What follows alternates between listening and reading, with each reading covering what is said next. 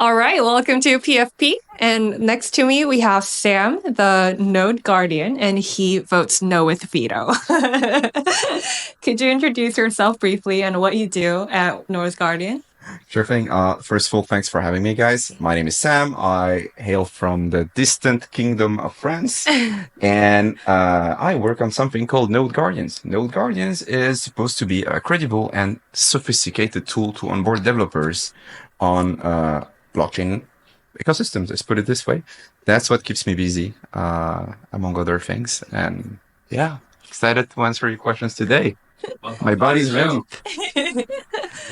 The one thing that I was curious about most about you was why are you here? Yeah. Why are you residing in Asia, especially in Korea? Because you are French. Yeah, you're in Korea a lot, like most of the times. I feel like It is really sus, right? Okay, I'll cast some truth over this.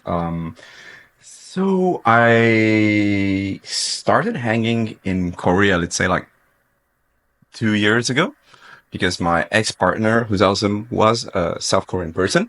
So she introduced me to South Korea in a wonderful way. I kind of fell in love with it, and I spent time there. I built a network there. And what I also noticed is that the local community was receiving Node Guardians in a very warm fashion. Let's put it this way.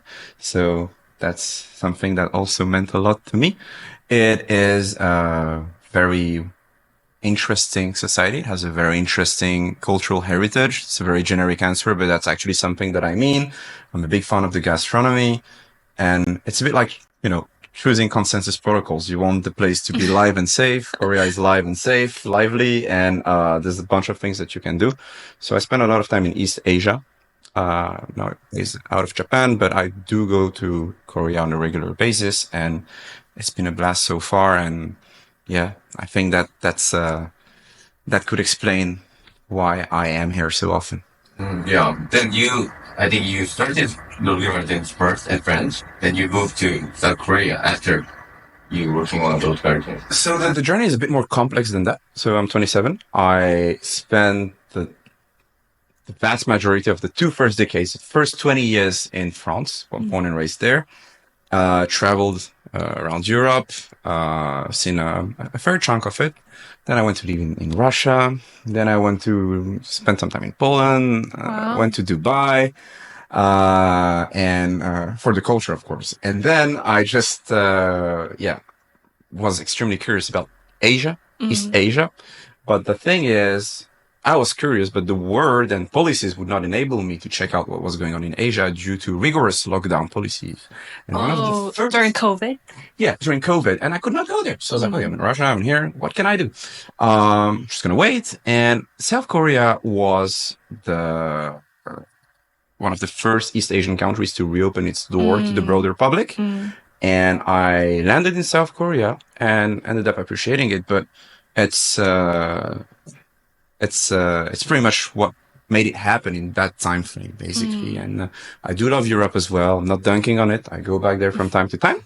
But there's a novelty that is more compelling to me right now in Asia, as I've been more, been growing in Europe, so more familiar with it. Sure. Yeah. I think you have been many places in the world, and you were pretty much a long-time entrepreneur from your previous venture.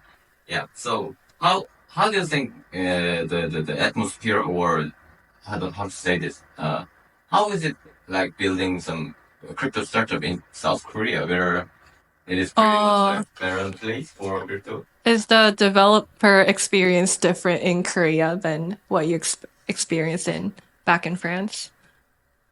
So is the developer population behaving in a different way in South Korea versus Western Europe? Yeah. That's a very good question. I think that language barrier is definitely a thing, but a lot of people overcome this. And the honest truth is that I have no clue as to why South Korea stands as the number 3 country when it comes to active users on Node Guardians, while the demographics of the country would not suggest that it should be there. But I think that there's something in the country's culture, let's say social layout, that makes it that they react well to Node Guardians. So you have a lot of PC banks, people playing Lineage, StarCraft and all that stuff. And maybe the fact that the actual experience takes inspiration from role-playing games and games in general, gamifies complex programming concepts, like, I don't know, implementing elliptic curves, you name it, makes it more exciting to the local crowd. It's something that resonates more within them. That would be my assumption. Otherwise, I highly recommend you to ask Subin from Hash, who I don't deserve in my who's an excellent and very proactive users of the platform, among many other awesome Korean folks. He might have some good insights on the topic, but it's actually out of my control. I'm really surprised. Yeah, actually, I tried a few times your platform, Node Guardians, and it was pretty interesting. The user experience side. So always wonder that what was the beginning of this feature or this, the user experience? Because there are pretty much gap between your, I don't know, background and the gamified developer education platform. You were an elite, so you were a med school student, right? Okay, let me explain this. How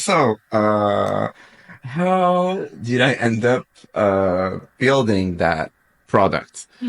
Which is not a gamified product because there's no money. It's a gamified experience. We can agree on that. I gave a talk recently in Japan called Ethereum is a Shonen. Is a what? A shonen. A shonen? A shonen is basically a story for teenagers in Japan that features characteristics like a progression, a clear definition of good and evil, plot twists. I got it. Like Naruto, Dragon Ball, and all that stuff. Yeah.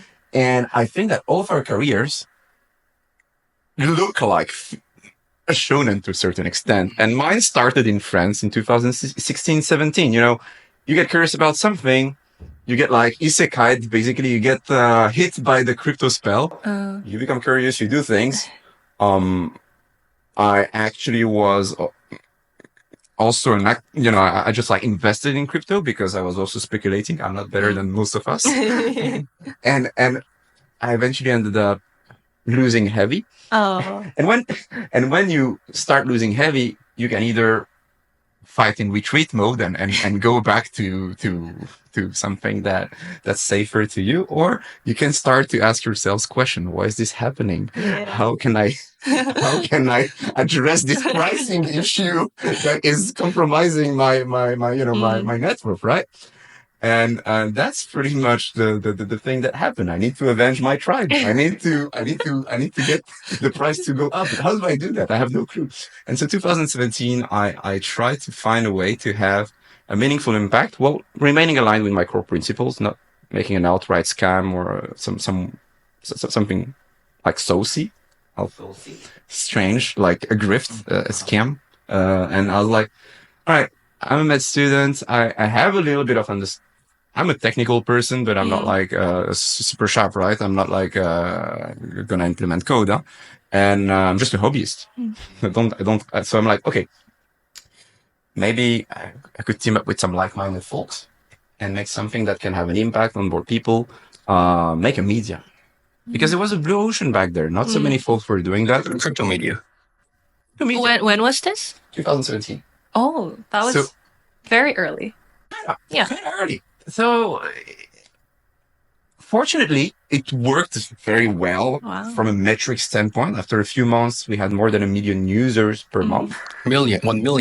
Wow. But it doesn't mean that it was like printing money, but it gives you a lot of insights. Yeah, of course. A lot of intel as to what is important, who are the different stakeholders, relevant actors in the space, what do they want, what do they need, what do they hate, what's the meta, let's put it this way. And out of all this intel, we eventually get another perspective of what, of what crypto is, how it works, and what we want to build. So we build the media for a few years. We do some validation back in the early days of proof of stake systems. So there's a guy called Daniel Larimer who was very active on a forum called the Bitcoin Forum, who was proposing the first proof of stake systems that were put in production, if I'm not mistaken, BitShare, Steemit, and then EOS. So did some validation as well that didn't go well, but started dabbling with a bunch of different things. Started doing grants as well on protocols that we found interesting in my team. And after doing all these things and having that media in 2020, 2021, still out there working, functioning, we're like, can we make something that's global, not just for French people, for everyone, and that is more sophisticated and that addresses the onboarding issue that there is with developers. Let's say that, can we make a product to onboard skilled engineers on credible ecosystems that is actually aligned with what we like in life, role-playing games, and that is actually market fit because we're not a charity, and that has a net positive impact in the ecosystem. And putting all these constraints together led to a weird outcome, which is Node Guardians, 2021. So 4 years, we make a media. We learn a few things, do a bunch of mistakes, go through some rough times, and 2021, we start Node Guardians out of the observation that our prospects were looking for something. They were looking to onboard skilled engineers. They were asking for a lot of tech writing, but from our standpoint, tech writing was not interactive enough, was not, a lot of topics that were advanced were not addressed or covered properly. So we're like, can we actually make that highly interactive, more focused, and gamified? So What were some of the challenges that you faced when you were doing crypto media back then? We need some tips. Very good question. So very good question is the technique that you use when you are still loading the block, basically. No, but actually it's a good one.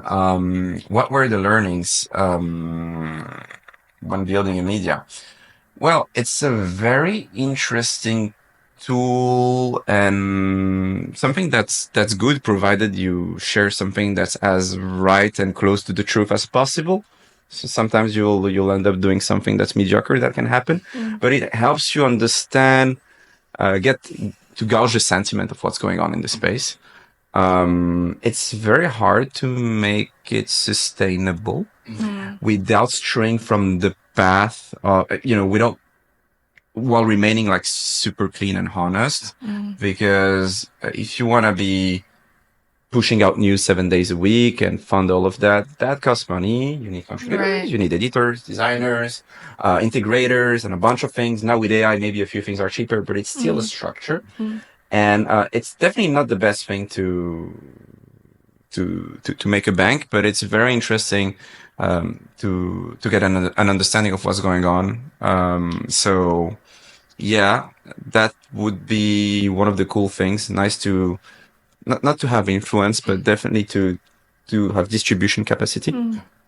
And it's a very good network opener. Let's go back to 2017. I'm 20 years old.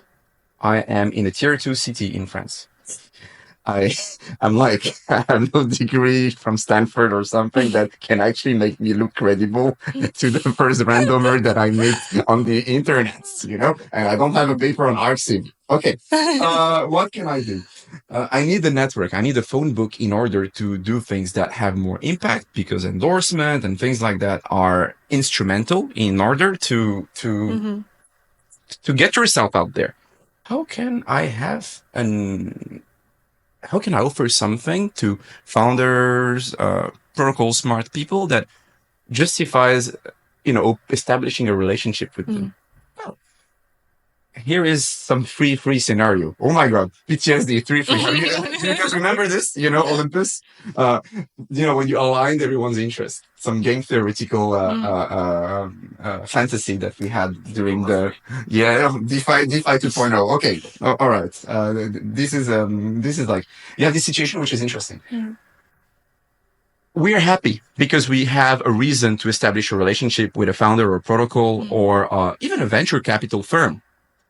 they're happy because they have an avenue to share their perspectives to hundreds of thousands of people, dozens of thousands of people, which is cool for them.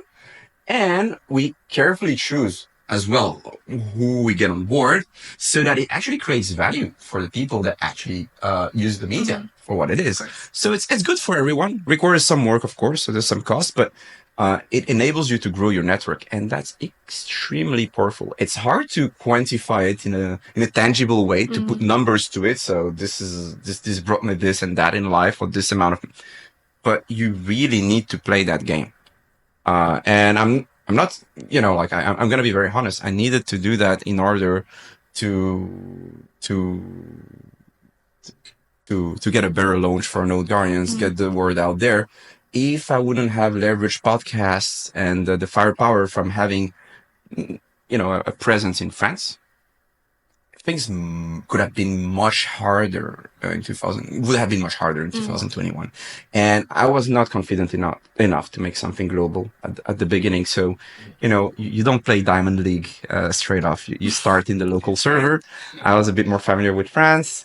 Like, let's try to do something at a more humble scale, see how it goes. Once we fine-tune the technique, then we open up and yeah. Can you explain some, specific example of how did your network or some relationship help you get through, or those guys just get through the challenges from the beginning, at the beginning? Or is there any specific patterns or case that? Yeah. Oh yes, sure. I told you guys that we were doing a bunch of grants. So with Edge and Node, which contributes to the Graph protocol, with Solana Labs, with Ava Labs, with Axelar, a bunch of those pre-mainnet, pre-production, like dozens, and we always did our best to do things that make them happy. That's the most important thing. So sometimes they were actually paying us to do things, and we would just do our very best to write the best copy or technical piece that they can translate also to English, distribute in France and whatnot, and make them happy. And if they would not be happy, we would go beyond what we committed to deliver, so they are happy. It's good to lose to preserve a relationship. Like you gotta be ready to do things for free, to make sure that these people have, they see you in green on the map, not in red or orange. You gotta keep the diplomatic ties clean, right? And that was our motto, our policy. Never disappoint a customer, even if it means losing from an intrinsic cost perspective. And I think that we always followed that playbook.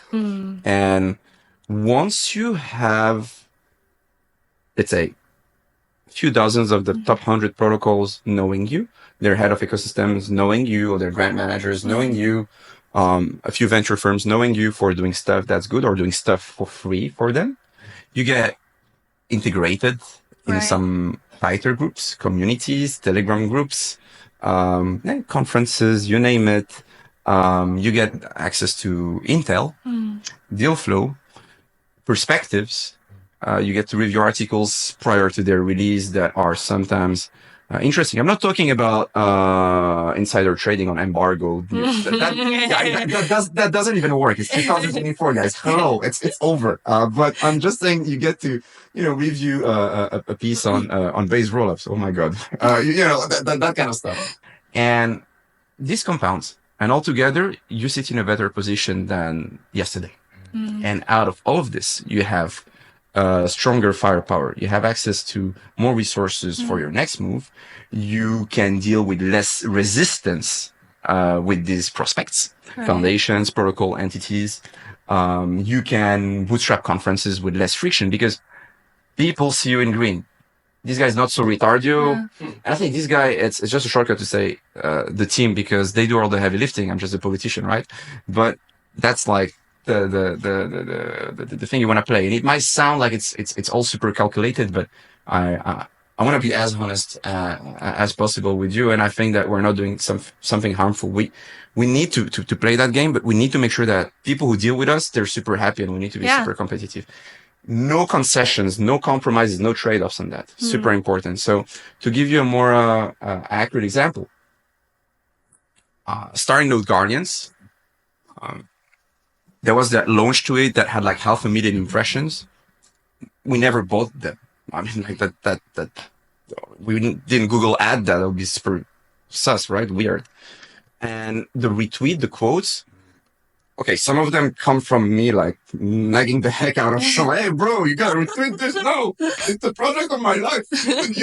No, that's one thing. But like dozens or hundreds of these interactions came organically because they're like, oh, that's this team's new project. That's Sam is and the bros doing something. Okay, we like that, and we want to deal with that guy because he did good stuff in French and in English, and yeah, we want to do stuff with him. Yeah. That's the idea. At the end of the day, we're all people, and like if they know that you're genuine, and if the customer service or like the relationship was very pleasant to work with, I mean, it works. It could work most of the time. Remember, Yeah. I need to save the bads. That's the main thread. No, but yeah, that's how we do it. You may have partnered and collaborated with all the protocols and the projects in crypto, and many of them. And also, I know you are an angel investor. So yeah. Are you?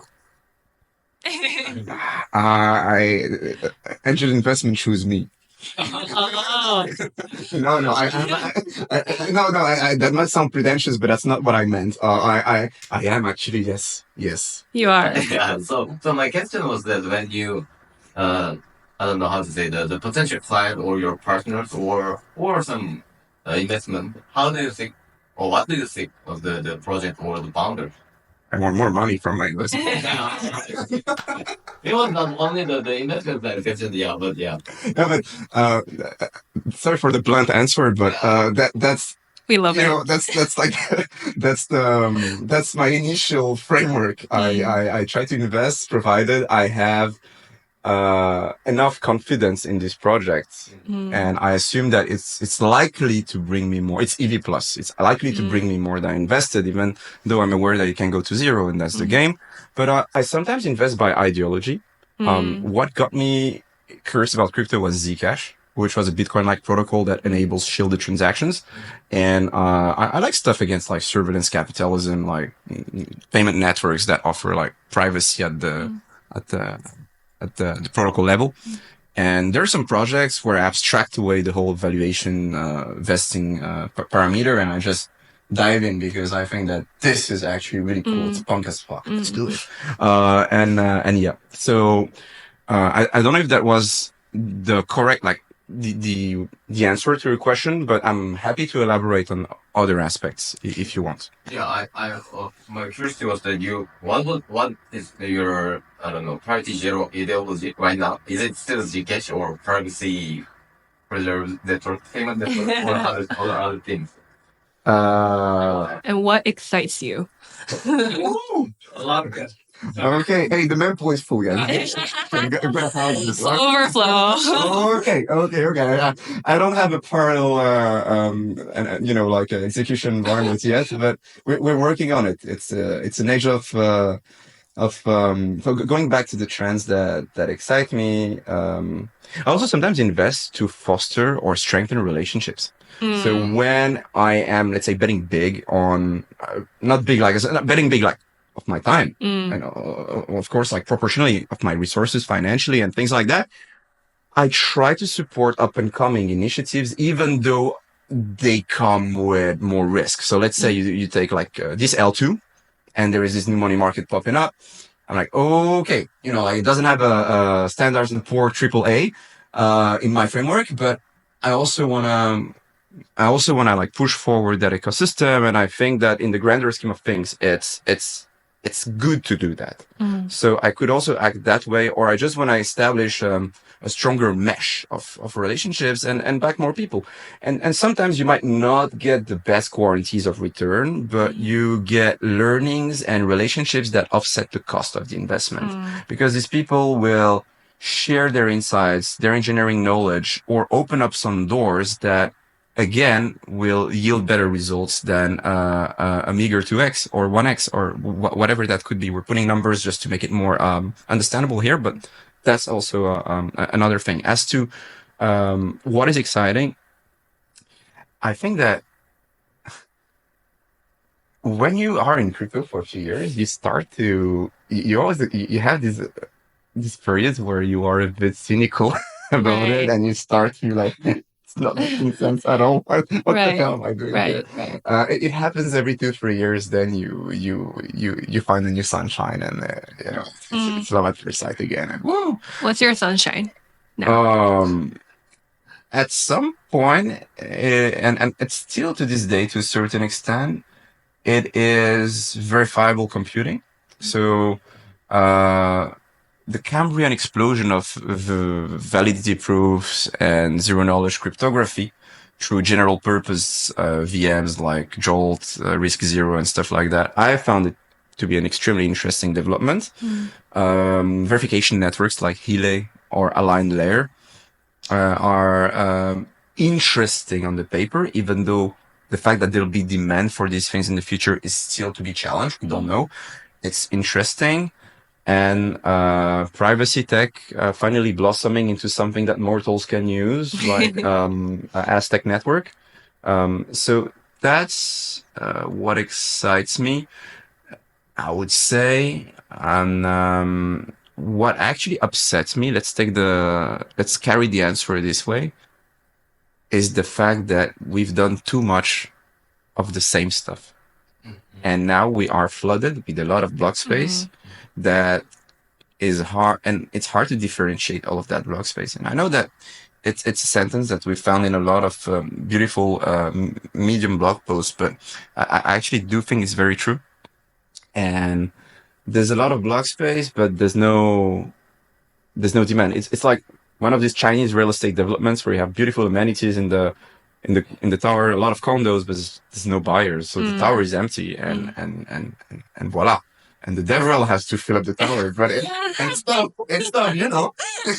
I mean, you know, it's not easy. Yeah. It's not easy, even though the tech is actually great. You are dealing with a saturated market, and it's hard. And what will it take to have more adoption and get things moving forward? Well, I think that it comes down to addressing very basic needs people have, like making money with their money and abstracting the complexity of the experience to get that result. Even though Ethena is controversial on a few points, and it might lead to something not cool, I still think that it's one of these products, if well managed and if they remain transparent on the risks and they have a growth that is like reasonable to a certain extent, and they breach pretty much like they make their yield accessible to across different portals, could be an interesting way to onboard users, but it's not what gets you the next billion users. And you know that weird sentence, like, yeah, that's not the end game. But and when we're in a bear market, I wonder how this would function. But I think that it all comes down to this. But the main use case for crypto has been payments and eventually store of value. What makes it very hard for crypto to actually blossom in OECD countries and like developed societies like South Korea or France or Japan or the US, that people don't have like there is austerity, conditions are dire, there's inflation, this is real, but people have other cats to slap. It's a French quote. You slap cats? No, okay, so in French we say, j'ai d'autres chats à fouetter. It means I have other cats to whip, basically, to slap. Yeah, it's weird, but I just thought that it would be nice to literally translate it for the folk culture. And I think that it takes a big distrust event with institutions for crypto to eventually spike up, blossom. Like that's the bullish case for crypto, and that's actually not so good. But I'm still excited to be in it, even though sometimes I ask myself existential questions, because I still think that it is a good fight. There is a banking world that's well established. I don't think that we're in crypto to overtake the banking world and replace all the rails with crypto rails, because that's not going to happen, probably. No, yeah, probably. And if it does happen, that'll be very interesting to see. I'm no prophet, right? But you still want to have exposure and an understanding of this alternative system that offers a certain level of resilience against surveillance capitalism, against censorship, that offers you an alternative to stream information and value from point A to point B. That's a very cool thing to have. And the fact that this development that's happening, that vertical is cool, and monitoring it is cool. And anyway, you know, when you build a character in a game, you put all your points in strength or bartering or stuff like that. I think I'm also like, I've spent a bit too much time on crypto Twitter and L2 governance forums to let all that knowledge behind. But maybe comes a day where I actually decide to change perspective. But yeah, it's a very long answer, but that will be it. I hope to see better applications, but still way to go. Yeah, many more cats to slap. Oh no. Your thing reminds me of a recent tweet of a core researcher from EF. I cannot pronounce his name correctly. Justin Drake? Yeah, I guess so. He love him. This nihilism or sadness of this market right now because he invented or he developed some great stuff and great technology of Ethereum and other things. But yeah, it is used. I don't know how they say it is used. By only a few. Yeah, so people are using this for the speculation and yeah. It's like Wall Street on steroids. The thing is, okay, let's face it. That's probably one of the biggest use cases for crypto. And I don't know if I should say that with a laughing voice, but normally, if you want to do a proper scheme before, you need to go through, build a company, but, it's audited, it goes through multiple rounds of funding. So there needs to be a little bit of substance to justify the funding. And then you go public and you can sell to retail. And then boom, goes to zero. But you've done it the clean way. It takes 10 years, takes a lot of talent, and it actually takes substance. Now, you can be from your basement, your parents' basement, you deploy a smart contract, you can be no one, like a super rogue. You make a meme coin or let's say an Olympus fork, and it's actually sexy at first glance. People deposit dozens of millions and you rug and you do things like that. Or you can launch a governance token. Nothing against governance token, like any kind of token very fast, following a certain smart contract template, and then you can rug. You have access to exit liquidity in the blink of an eye. We have shortened 10 years of hard work to one day. That's so true. Great news. So I think that's the tough thing about crypto and the beauty of it, because you can have an impact due to the permissionlessness of crypto from anywhere around the world, provided you have minimum, like a minimal level of resources, viable resources, and a little bit of brain power or an idea. Not even with you can do no code stuff nowadays, like literally, and you can have an impact in the system. Well, if you want to go big in AI and you want to be a good ML engineers, you need to join the evil army of Zuckerberg. You need access to data to be proficient at this. You can't just do that in your corner. It will be hard, right? So that's the beauty of it, and the sharp edge of the sword at the same time. Like, do we want to talk about his personal life more, or personal life? Yeah. No, like, we're curious because as soon as you entered crypto, did you just lose your interest in med school or the medical industry? Oh yeah. I just went there so my mother doesn't scold me. She doesn't, like, my mom would, like, as an Asian parent, like, she would be so mad. And she would, like, it's lucky that she did it. Hey, I had 1 year to have financial independence. Otherwise, it's like in Sparta when they send the kids when they're 14 years old out of the town, when they have to come back after a year strengthened after with a lion head. No, I actually, like, a shout out to my mother. She wouldn't be that much of a tyrant, but I now giving a more honest answer. And actually, the previous one was honest to a certain extent. I went to medicine for lack of having inspiration after secondary school. And a bunch of friends were going there. And there were still some aspects of it that were interesting to me, but I just realized that academia was not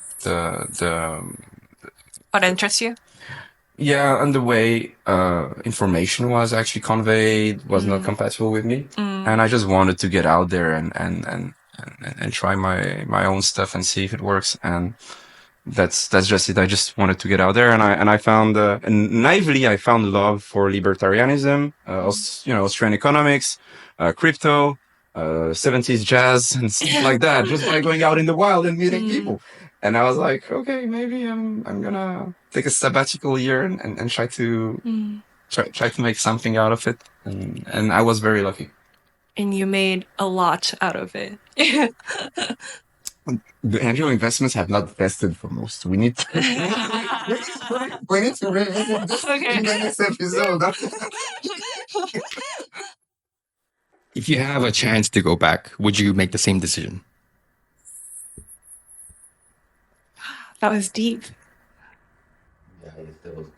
I think it's admitting failure to say I would change something in my past nowadays, but I'll tell you, I'll change a few things. I would put myself first.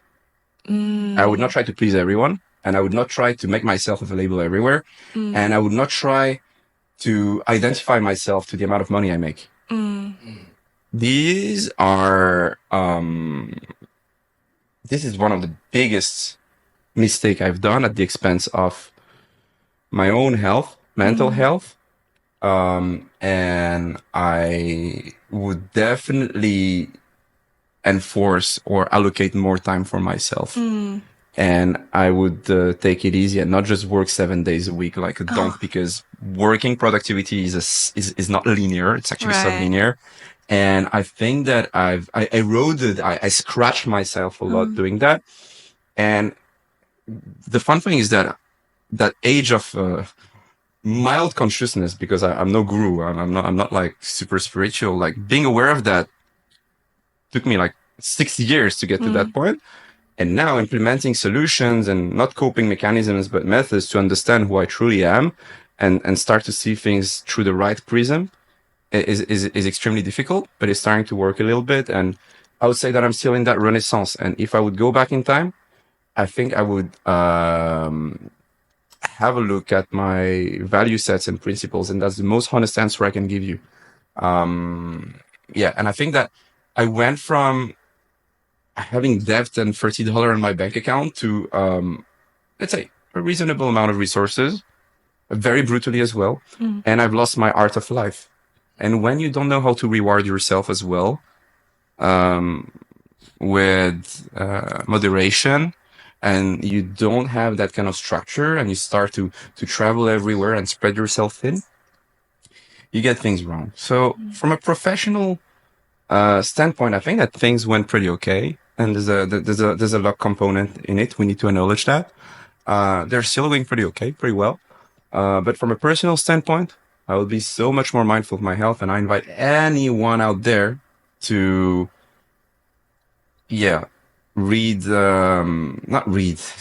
I'm not going to give you a book to read, but to look at yourself at the third person and be, and not tie how you feel to your status or to your success in a given industry or to the money that you make. That's the one of the mistakes that I've did, and I think that it also comes down from previous experiences, whatever is important to you, and maybe it's a minor problem in the broader society, but I've been going through that. And if I would go back in the past, I would tweak a few parameters on that front. That's very genuine and like thoughtful. I think that's a problem that a lot of us, especially in crypto, is experiencing, because this industry is very fast paced, and like what you said, like some people just touch tremendous amount of money in just like one day, and that can change people too.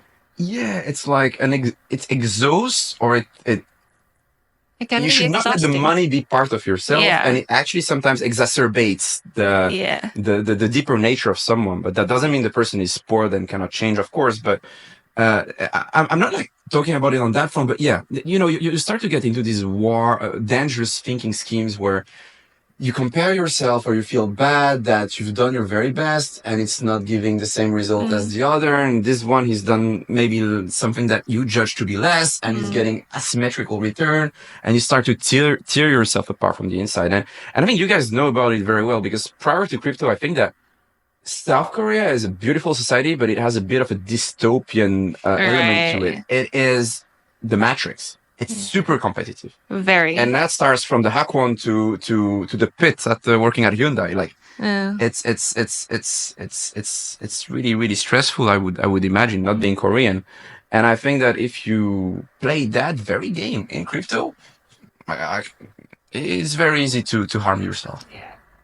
I think there is a relationship between the dystopian culture of Korea and also very speculative characteristic of Koreans. Yeah. And I think that the dystopian culture or speculative characters can be a main driver for crypto adoption. Yeah. And I think it is, I don't know, positive. Yeah. So, yeah. I mean, it's very stressful as players, but it could be like a good drive for broader adoption, like because FOMO, like we all have FOMO. Yeah, of course, I don't want the crypto just be a casino or just I checked CoinGecko this morning about the FOMO. We need to rediscuss. Sorry. Yeah, you get the same. Yeah. I do agree with you, but like speculation and price discovery is a great use case for blockchains and fast blockchains, and it's good that you have this system that allows anyone to sell his own thing with all the good and the bad that comes with it. It's one of the use cases, but it's still not enough, and we have to be honest with ourselves. I agree with you. Yeah. Back to the point that you said that there are too much block space in the space and not the demand. And what do you think? How can we build the block space? What do you think the best use case for blockchain? There's one interesting transition where, going back to that question where I answered that I was excited about verifiable computing, I'm actually starting to believe that zero-knowledge cryptography or validity cryptography is what could enable, like it opens up the door to a new paradigm where we do computations on client side or on servers, and we just verify the computation on a credible ledger. And so we use the trustlessness or the trust minimized dimension element of a blockchain to make that something we can accept altogether as a community, right? And I think that it's just better to leave everyone run their own logic on their own instances that are highly performant, and get it verified on a credible ledger. But that does not answer. But that's not relevant for all use cases. And for some systems, you actually need different contracts to compose together. And that's where you need blockchains like Ethereum, Solana, Sui, Monad, or even a roll-up on Inisha. You need something different. She was waiting. Hey, I have to pay, and you need to get your contracts audited by Chainlight And research by 4 pillars. Yeah, exactly, and get some research done by 4 pillars and get like a chain security audit, you name it. It's just an agnostic. I have to shield back, it's you have to give the law back. You have to give to receive. Isn't that in the Bible? Going back to your question, how do we get that block space filled up? Well, I think that we've done a lot of it, as it was a reason maybe to raise capital, and the goal is not to throw stones at whoever did it, because I'm really sure that some people did it with the best intention, and not all projects are doomed. And I think that there's a fair chunk of those that are going to eventually get some demand. What I'm curious about is how a consolidation event would look like for all that block space that's not used. And I don't know how we're going to fill up that block space, but use cases that would actually bloat the chain, fill it up quickly, or use a lot of resources on the chain might actually end up happening off-chain and get verified on-chain. So here I'm referring to games, because having all the logic of a game running on-chain is, in my honest opinion, maybe suboptimal and very constraining. And for high-frequency DeFi or highly performant trading systems, I also think that it's kind of a winner-take-all situation. There are going to be 5-6 chains or like 3-4 big marketplaces, and the rest is going to lag behind and is going to survive until they lose all of mindshare. And I think that the reportation of trading and activity on blockchains that are targeted towards DeFi users and stuff like that is going to look like just global trading in the world. Like you have the world, like probably more than half of the stuff is happening in the US. Europe would probably like have 10 or 20%. It has 30%.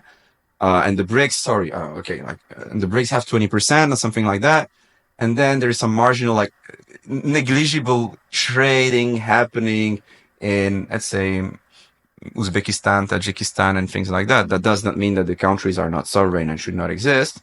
But it feels like most of the stuff is going to happen in centralized and big marketplaces. And these surrounding countries will just do their shopping in the closest bigger hub that they have. And I think that we're just witnessing maybe the same dynamics, but with a different support. It's just an abstraction. It's a new representation of how we trade and interact. Only the substance and what we actually do on the chain is still to be questioned yet, compared to what we have in a normal economy. But it might take maybe this progression, and that's a very mid take. To make this kind of analogy, like the valuation of this thing does the same thing, so it's going to have like a tenth of the. Hey, we've all done that kind of apply that kind of framework, but I am still like convinced by it. But I don't know what we're going to do with this 90% of a news block space. But I do hope that we find a use for it. Yeah. So I think it was very hard question, and I think you're more the perspective. So yeah, I think I had to take some question a little bit. You want to? I'm really trying to be honest. Actually, some of my questions might maybe not please folks I deal with, but I'm trying my best here. I think that, and we love that. No, I think that a lot of redacted projects are going to zero.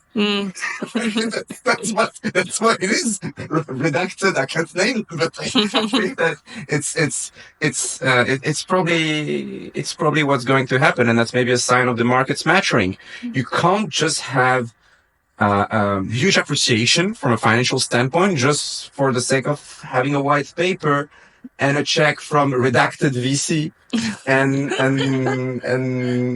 some endorsement from some cool guys.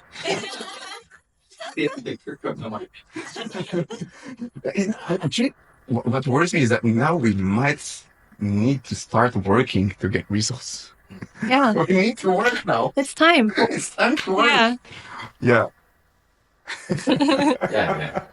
I think my second question was trying to more like rather than that perspective, then more like that perspective. As you are in the founder of Node Guardians, then I was trying to ask what was your best experience as a protocol engineer or for that you specifically like or prefer. Oh, what I loved during my experience building Node Guardians? No, I mean there are lots of protocols on the Node Guardians. For example, thinking and all those top 10 and other protocols. And what was your best experience? Or how do we choose them? What was the best experience working with them? What protocols were the best to work with? Was that the problem? Was that the question? My question was like that. Yeah, bro. I'm happy to answer it actually, but let's just make sure that we mine this transaction. Once it's sent, I'll try to reply, and I'll do my very best. Yeah. My question was that you are. I think there must be specific. I don't know. environment or product. I think my tongue is getting thick there. Man, leave that all the time. I'm not in a rush. I'm excited about your It's question. getting harder and harder. I think. So what's the question? Yeah. Is there any do you have specific purpose that you want to that you want to build on top of? Oh, so like which environment of the protocols were you most intrigued? Yeah, that's right. Yeah, it was too hard. Oh, yeah, of course.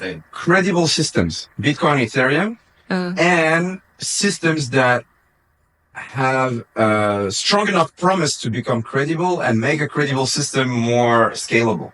So BTC, ETH, and L2s and privacy solutions. So if you take a look at Node Guardians, you have some Solidity content. You have some health content for the low-level magicians, let's put it this way. You have optimism-specific content, how to deploy an stack rollup, Arbitrum stuff when it comes to bold cryptography for the proof scheme. You have some Noir to write circuits for Aztec. You have some Starknet content. So it's pretty much what we find exciting, but more importantly, what we assume our community would find exciting. So we are not trying to do like 20 integrations, but we're trying to stay focused on just keeping a few integrations and making sure that we don't flood our platform and our users with stuff that will just actually annoy them. Because ultimately, we are building a protocol for the users and to make money as well. But the user remains, above all things, the most important thing. And users, especially when they're intermediate to senior devs, they have a very low switching cost. So if you start to annoy them by having like a bunch of resources on stuff that is not likely to please them, and I don't know, we'll do the mistake one day to put something that they might not like, well, you lose them. So trying to find that sweet spot between working with stacks that our team finds interesting, and that's our community of users would also find interesting. Trying to find that compromise and not maximizing the money thing. We think that the brand and the credibility of what we do has a higher price on the long run than really doing a bunch of things and super scaling integrations. And maybe that assumption will be wrong, but we try to function this way. So yeah, credible systems, L2s, and and I know that this will get everyone triggered because stage zero L2s are atrocious. They're multi-sigs and everything, but they still get a lot of people excited and interested, and we still think that they deliver some interesting technology as well. And gamifying that is cool. And we also try to dabble with cryptography, so elliptic curves and stuff like that. So that's something that's more universal, and that's knowledge that you can apply beyond the EVM realm or zero knowledge realm. You can just use that for any general purpose application. Yes. Yeah, thank you. That was great. Sorry for my 괜찮아요. I think we are going to last question right now. Yeah, so my question was that what is your next milestone for your personal side or the professional side? You can say both and you can choose one. Yeah, what is your next milestone? The next milestone. Yeah, what do you want to The next billion user.